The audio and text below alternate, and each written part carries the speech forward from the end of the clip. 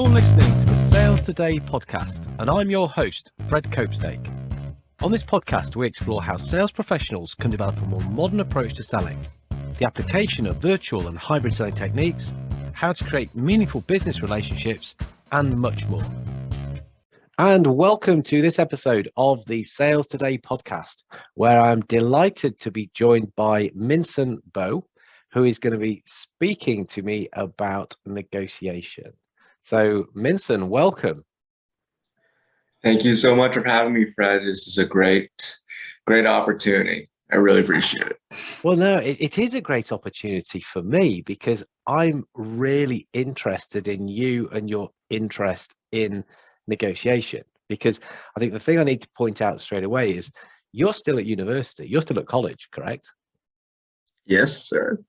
Yeah, so just give us a little bit of background on yourself, and kind of what college you at, what are you studying, and then I'm going to get into the negotiation bit. Great, yeah, great question. So I am in Southern United States right now at the University of Houston. I'm studying pre-business because I am still a freshman in college. I'm so young. I'm studying pre-business right now. I haven't even declared my major yet, but I am planning to go into entrepreneurship. Yeah, and down here it's pretty important to know a lot. And there's to succeed in business out down here, I gotta know what I do. So yeah, thank you for the question. So you're just trying to make me feel even older. You're in the first year at uni, you're a freshman. I love everybody says that, which I'm proud of. No, but that is what is so interesting, is that you do produce a hell of a lot of content I've seen on LinkedIn, and you've clearly got a passion for negotiation. And I just find that fascinating. And I wanted to know more, and hopefully the listeners do too. And we'll be able to take something from it. We're professionals with this stuff, we like to think. So why is negotiation so important to you? What's kind of triggered that? Why is negotiation so important? That's awesome. Negotiation is really, really important, especially for me, is because being in a place in my life where I don't have that much power over a lot of the things that I do. For example, I'm at home, I'm still living with my parents. When I'm at school, I am still under the command of the school rules and professors. It allows me to have more freedom and have more control over my life. Even when you're out of college, even when I graduate, a lot of kids over here, especially in the business field, throughout their third or fourth semester of college, they would go and get entry-level jobs. And let's say I wanted to go that route.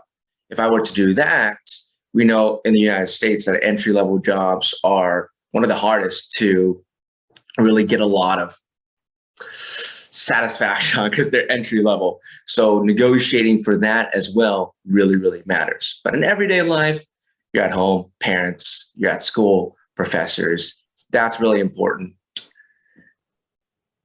Lastly, more long-term. Oh, yes, Fred. No, carry on.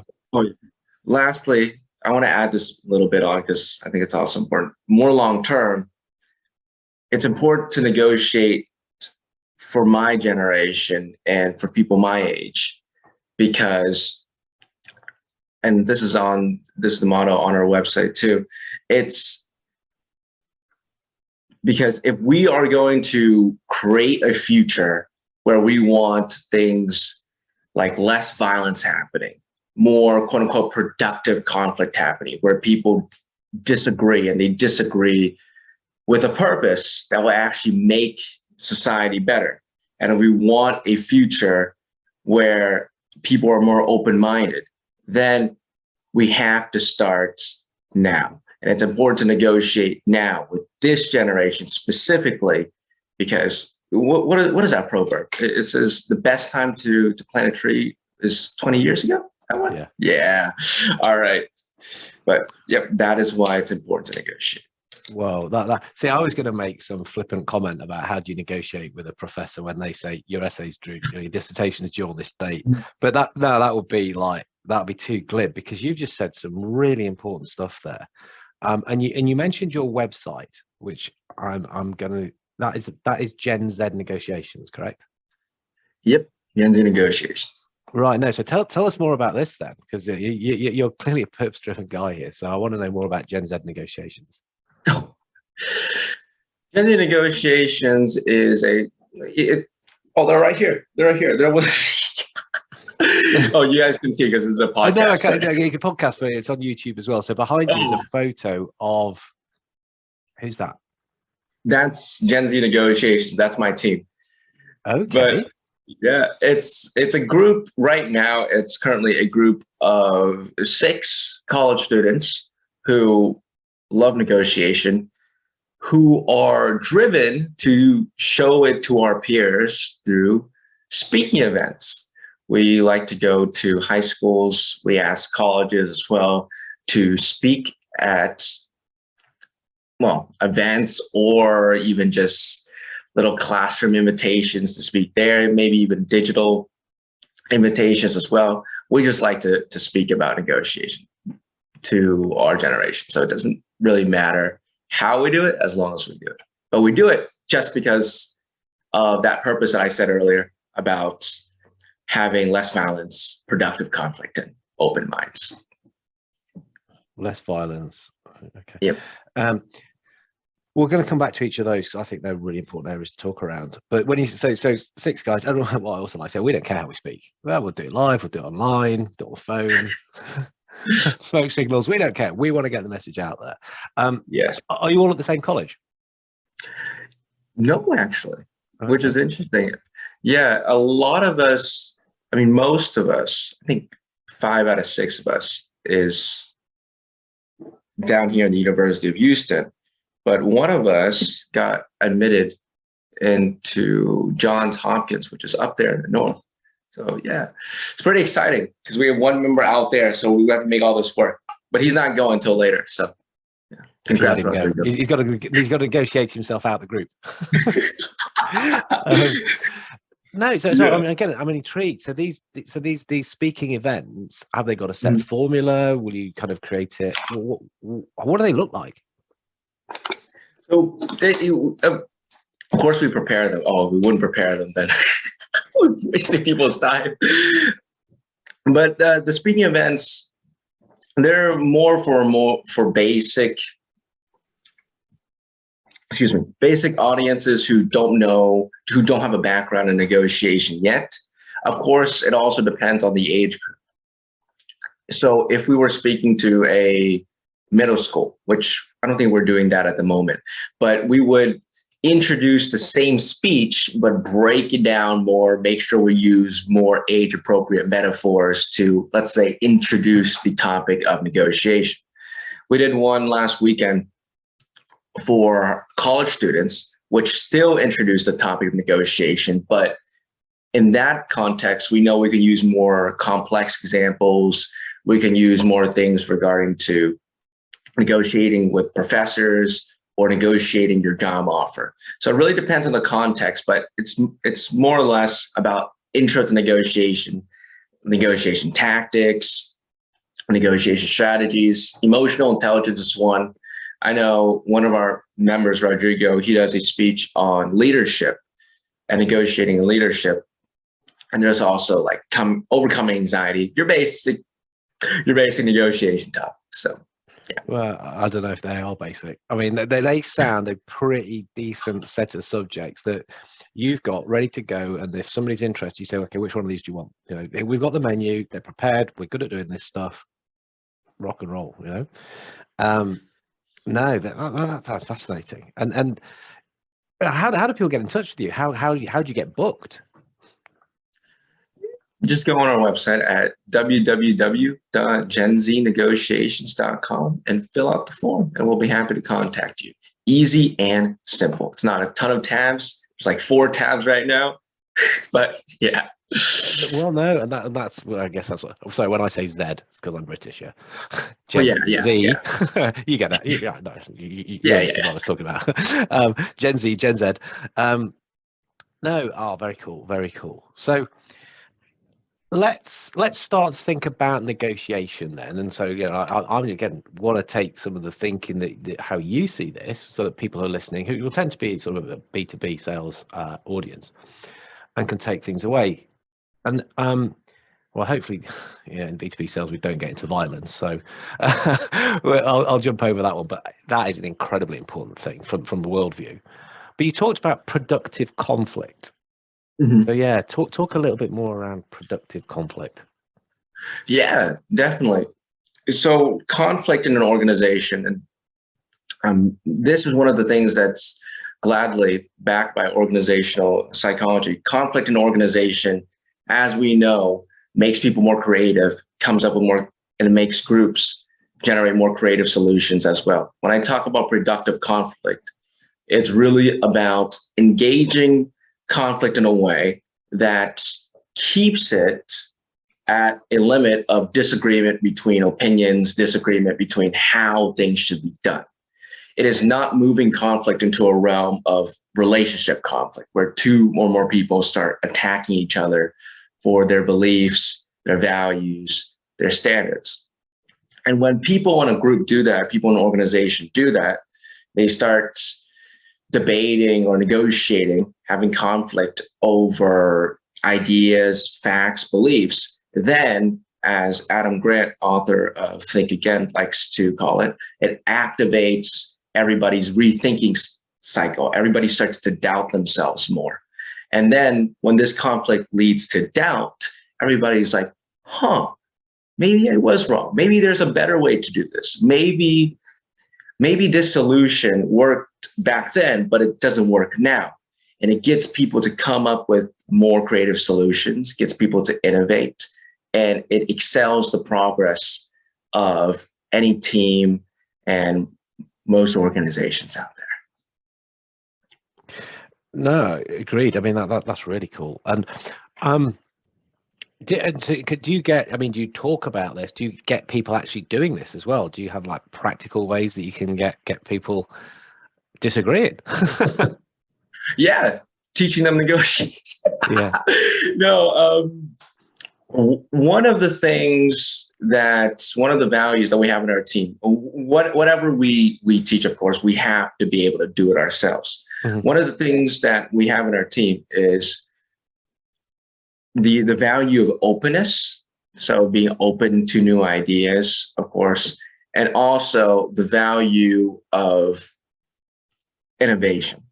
Mm-hmm. So again, like the explanation I gave earlier, you're open to new ideas and then you can innovate. But when you teach people to negotiate, and when we show our peers to negotiate, I think we've conducted in the past year around 300 training sessions, if we count everybody in our team. And when we show our peers what they would do if they're part of a club, a group, is they would start to, A, of course, open their minds more because that's what we show them. But B, when they go back to wherever they're going to use their negotiation skills, let's say in their classroom with their professor, or if they're part of another organization, they ask for more things than they otherwise would have, which is surprising. There's some things that kids out there have asked for that I would have never asked for.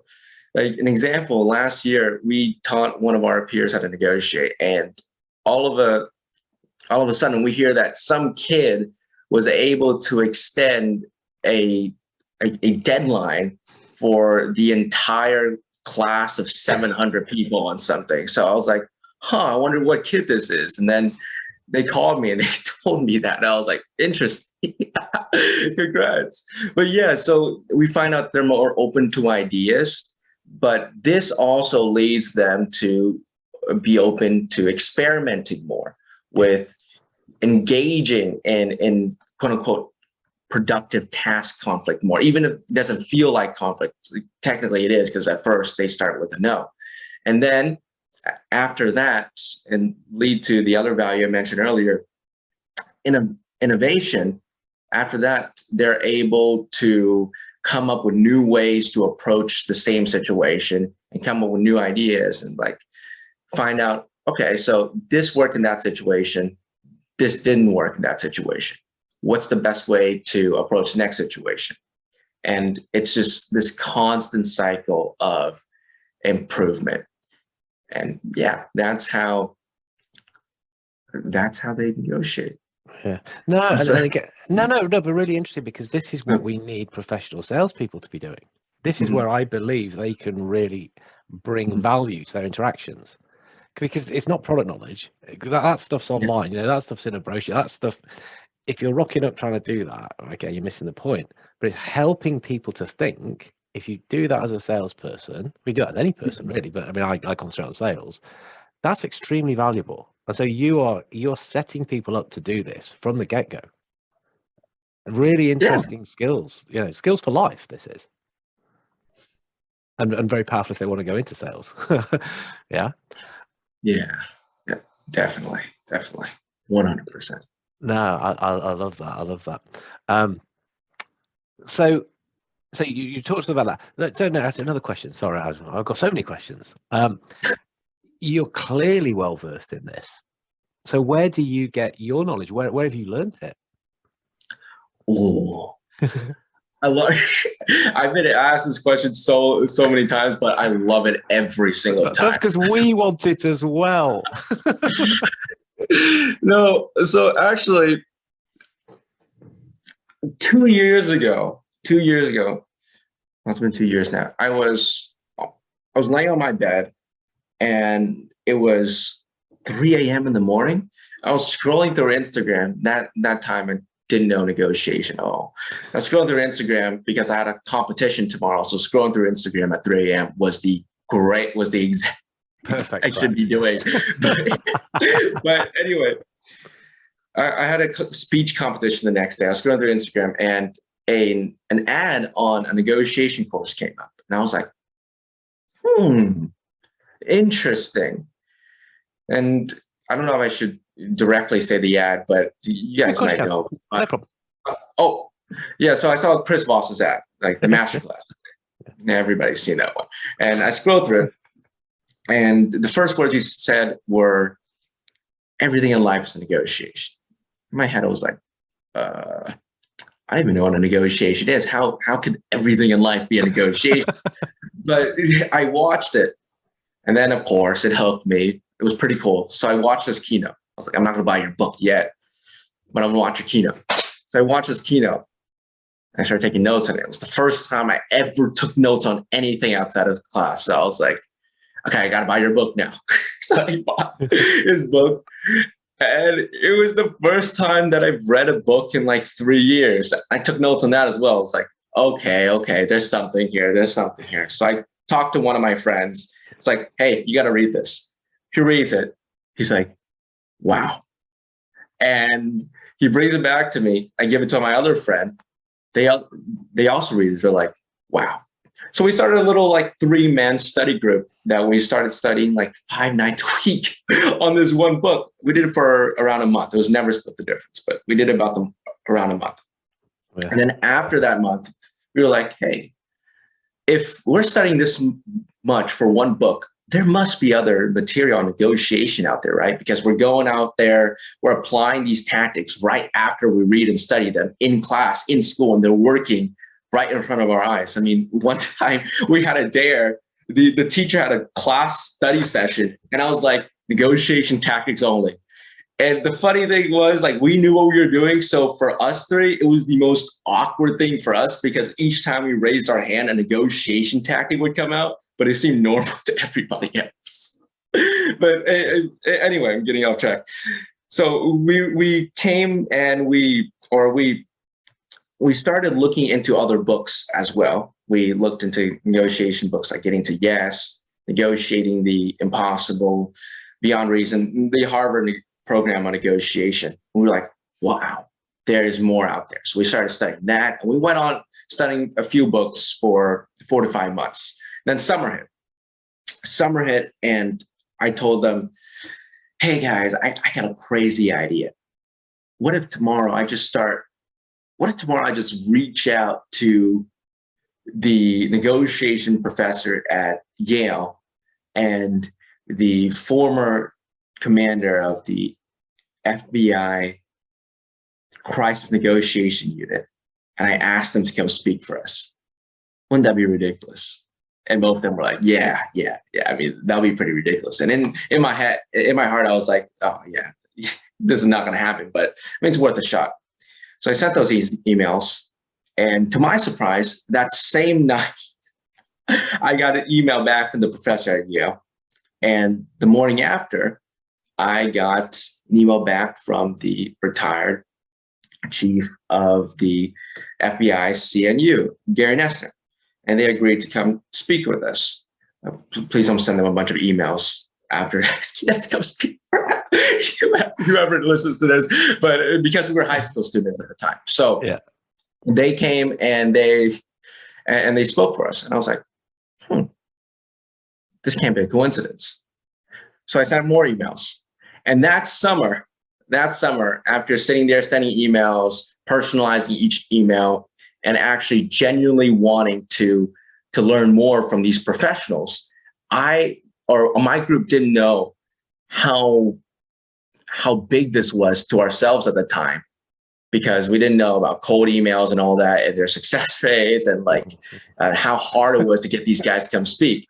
But we were able, out of 100 emails, to get 30-something replies of 30-something experts who charged anywhere from like $1,000 to $50,000 for their speaking sessions to come and personally answer our questions, speak to us. And we gained some mentors that summer. We gained some advisors. We gained some coaches, and they have been with us ever since that moment in our lives, that turning point in our lives. And we now come to this point where we practice negotiation as a group. We do role simulations as a group. We meet with our advisors, meet with our mentors, get feedback, and then take that feedback, apply it to our simulations, apply it to real life. We've negotiated partnerships, and that's how it really came to where we are today, or that's how we really came to where we are today. Oh, and I can't forget to mention the fact where we just go out and just teach random peers. I mean, if a person our age comes up to us and asks us, what is negotiation? Hey, that's another customer. They're not paying us, they're not doing anything, but that's another person that fulfills our target audience of whose lives we're trying to improve. So that's how we went from that point, entirely different portion of our lives, to where we are today. So in summary, just ask. No, sorry. That is such a cool story, and so much stuff in there. You know, I know it's a different episode really for the ones I normally do, and hopefully people are still listening because they're finding it as interesting as I am, because there's such good stuff in there. I mean, you said you went off topic. You didn't. You were practicing this stuff, having fun, important, but when you were doing it and feeling uncomfortable, nobody knew what you were doing anyway. It looked natural. It felt difficult and different to you, but for everyone else, that was just what was going on. That is a really key thing. There's a sales trainer I want to flag people's attention to. Asking people stuff about, I was being a bit facetious, but if you don't ask, you don't get. But it sounds like the way you were asking, you were doing very elegantly. Yeah. Your open rates or your success rates were because you personalized it. And also because you didn't know that people say no to these sometimes. Exactly. You just assume they say yes. But again, that mindset, that kind of, well, yeah, let's just do this, because what it doesn't occur to us they wouldn't do it. But then, as you were just saying, so you practice, you do simulations, you get the feedback, you take the feedback and you use that and start to then apply that in real life, and you are doing that now to build partnerships, and partnerships is something I can talk about forever. That is such a cool model. It works. Yeah. Yes, it does work. A lot of these negotiation principles, and this is the thing I love about anything regarding psychology or related psychology, human behavior, because the same principles apply to a lot of the psychological principles still apply to, of course, negotiation, sales, persuasion, influence, even advertising, marketing. Yeah. And it's wonderful. It is, and like you say, I love the bit you said. Actually, you said something like, "Was it everything in life is negotiation?" Like, well, I don't even know what negotiation is, so oh, that's quite funny. But when you look at it, you go, "Right, of course it is." You're taking these things and you're applying it in that particular field, and it happens to be called that there. When it's used slightly different, it's called sales. When it's called something like that, it's called relationship management. When it's called that, it's called being a person. Yeah. You know, but it's being consciously competent, isn't it? It's thinking about it and thinking, how can I apply it and how can I do that better? Yeah. Yeah. No, very cool. So the kind of partnerships you're getting involved with, well, I'm fascinated with that as well. What sort of, or are they secret? And they're not really sick. It's just trying to get involved with other groups, other organizations, those who want to supply their, that's a good verb, supply their students with negotiation knowledge, kind of have the same aligned purpose as us. I didn't mention this in my little story earlier. The year before this, we actually ran an organization on helping parents negotiate with their teens, which is kind of weird because people are like, well, you're not parents yourselves. How can you help parents negotiate with their teens? Well, we know things from the perspective of the teens. So we gave, I believe, two major keynotes on that. But to do that, we had to build up partnerships with other parent coaches and build relationships with them. And they're wonderful people. Like parent coaches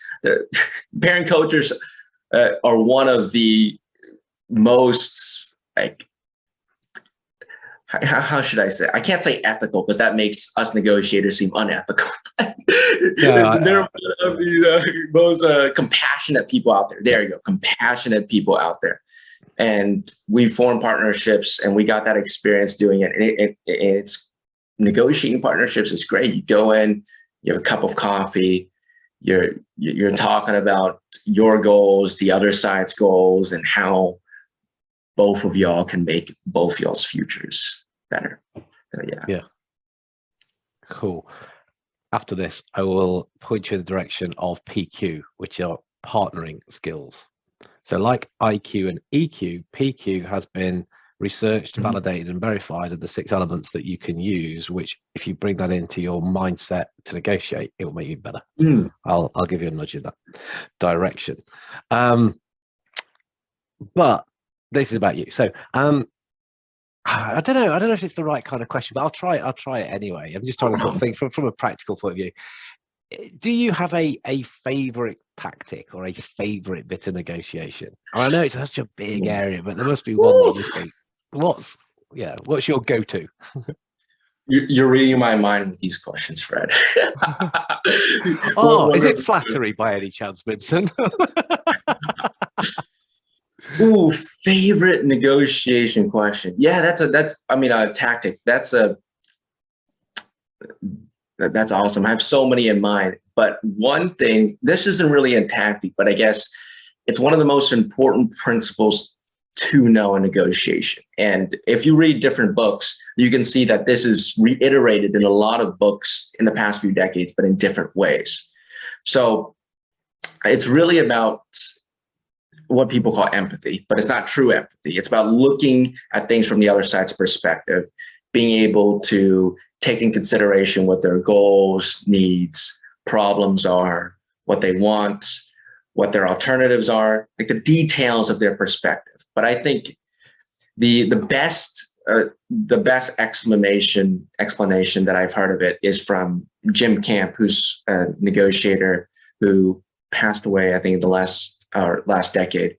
But he described it as finding out what another person's vision is. What is their vision? Because whatever the pictures in their heads are is what drives their decisions.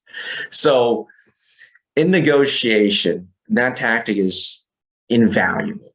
When you are doing anything, from getting a discount to negotiating a partnership, you have to start from where the other side is. You cannot start from your own perspective. And that's where I think a lot of my peers get it wrong. Oh, we start with arguments. We start with things to trigger their emotions, but it's things that we believe that will trigger their emotions.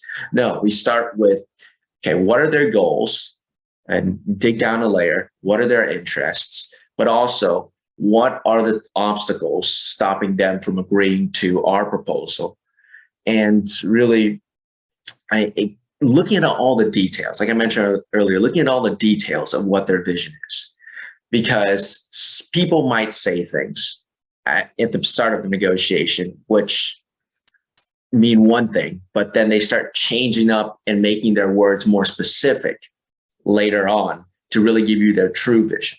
So if I were to apply vision into a practical sense, it would be really finding out what another person's vision is, consistently probing for it, and consistently in a negotiation, verifying it and seeing how that vision has changed throughout the conversation.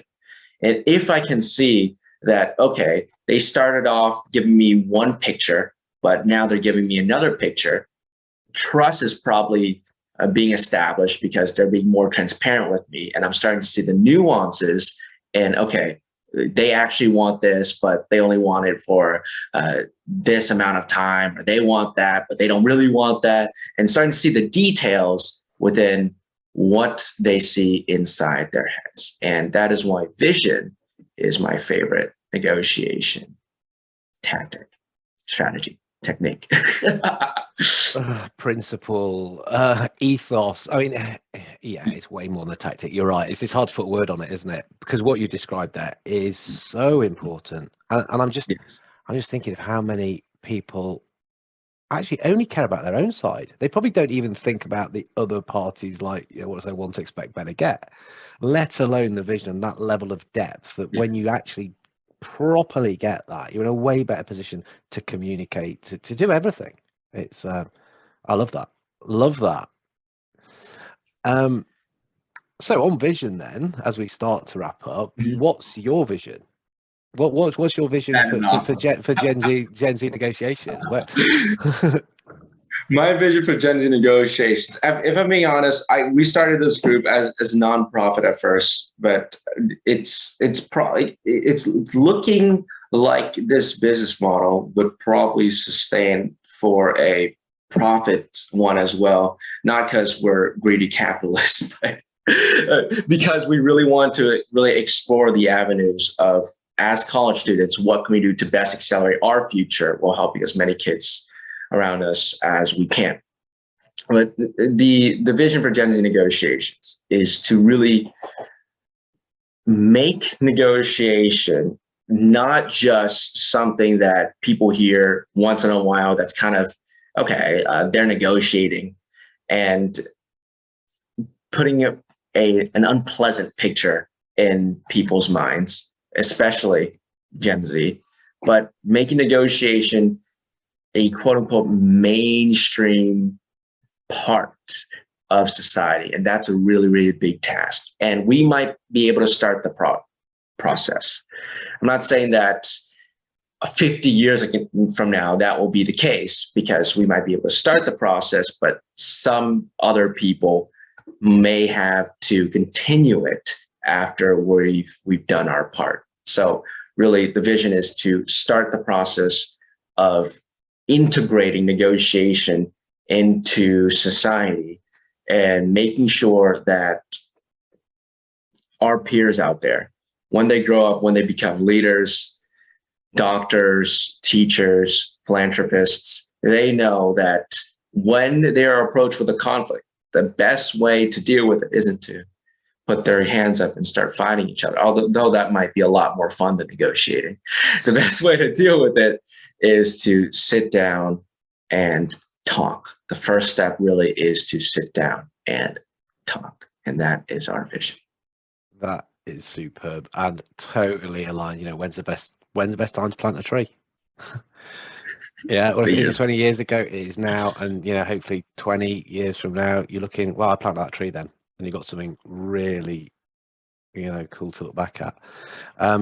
I don't suspect it will be for lack of drive. Really, it's been an honor listening to you, I've got to say. Where can people get in touch? Hopefully this will inspire people and they'll think, oh, I want to talk more. Well, first thing, connect with me on LinkedIn. Just go on LinkedIn, search up Minson Vo, Minson space VO. And if you want to book a speaking gig, or you want to explore opportunities with Gen Z negotiations, partnerships, all the good stuff, then go to, again, www.genZnegotiations.com. And lastly, I think, because we are working this at the moment, it's not out at the time of this recording, but it should be out in 2 weeks. We're also working on a TikTok, because who doesn't want to enter the TikTok market? And that's going to be at Gen Z Negotiations, at Gen Z Negotiations on TikTok. And yeah. I'm going to put this out in 2 weeks, so it's brand new and people be some of their first subscribers. And they're listening to this in a few weeks down the line. It's like, oh, they've already got tens of thousands of people on there, millions. No, very good. So LinkedIn, we've got genZnegotiations.com. Yes. And at Gen Z Negotiations on TikTok. Yeah. Cool. Minson, it's been a real pleasure. Thank you so much for sharing your story, some of your thinking, and look, really, honestly, the best of luck with what you're going to do here. Thank you so much, Fred. It's a pleasure being on here.